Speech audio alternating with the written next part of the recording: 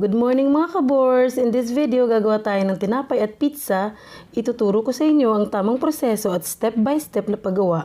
Hindi na natin kailangan bumili pa sa labas. Dahil crisis ngayon, kailangan natin magtipid at ingat na rin.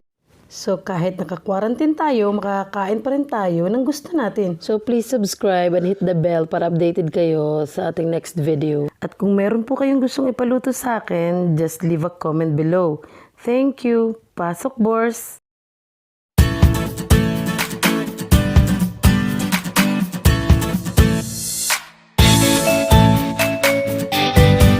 Para sa ating dough, ito po yung ating recipe.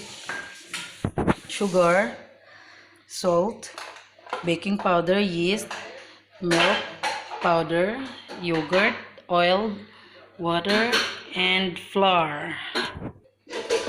So ngayon ilalagay lang natin lahat. Flour, 3 cups.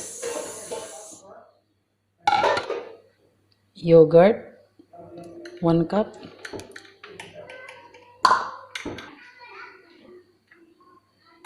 Milk powder, 2 tablespoons.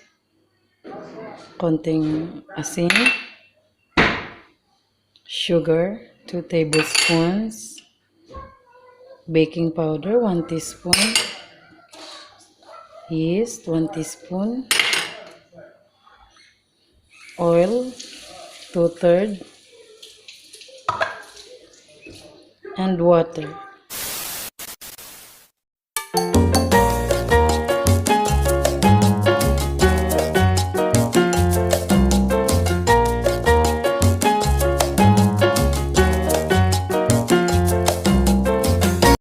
A few moments later. So, labas tayo sa comfort zone, charot. Bilad-bilad din sa araw, kailangan doon ng vitamin D. Hindi, yung ang ating dough, bilad muna natin ng konti sa araw. Ayun. Look at the sunflower. Oh, so lovely sunflower. Oh, very nice. So, mamaya si dough, balikan natin. Hayaan mo natin siya dyan magbilad. 2 hours later. Ayan, unboxing tayo sa ating dough. Surprise! Ayan. Tumubo siya ng mga 6 feet. Ow. Now, let's start with making cinnamon bread. Okay, later I'll show you how to make pizza. We only need the cheese of our choice, so it's optional. You can put cheese inside or not, it's okay. If you're not comfortable with your gloves, you can remove it and use your hand either. But wash your hands first before we start, okay? So, this is it.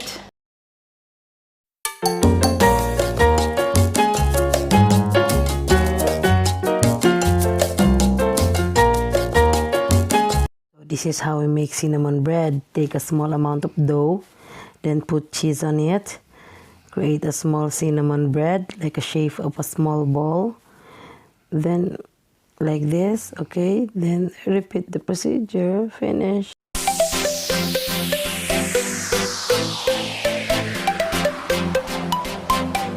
One eternity. So guys, it's now ready to put in the oven. But before that, let's sprinkle cinnamon powder as much as you want. But oh, not too much. Like this is okay. So let's go and bake. A few moments later. Now, while baking our cinnamon bread, let's start making pizza. So this is the dough for pizza. By the way, we don't have to worry if you don't have rolling pin wherever you are, because you can use our both hands either. Okay, but do it slowly.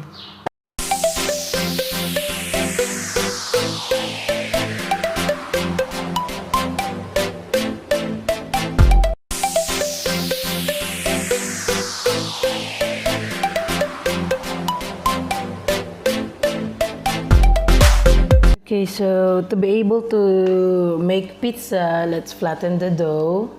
Okay, then use glass to form a small circles out of the big dough. It is if you want a small pizza, okay? You can also make a big pizza. So after that, repeat the procedure and make more and more if you want more. Aywa, like this.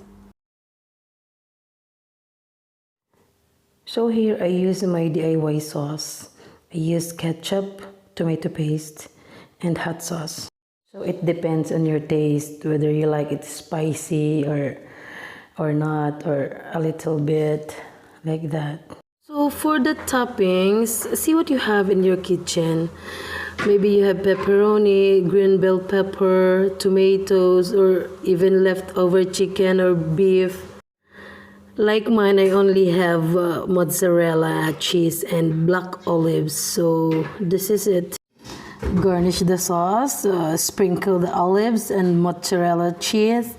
And that's it, ready for oven, ready to bake. So guys, it's ready. So set the oven down first in 130 degrees Celsius in 10 to 15 minutes and it's finished.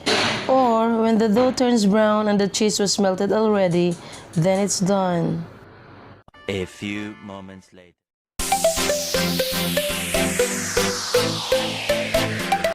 Yay! It's finally done and ready to serve. Let's eat! Come on!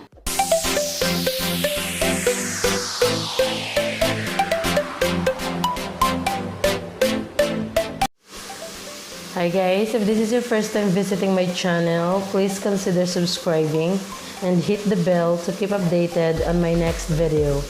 Thank you!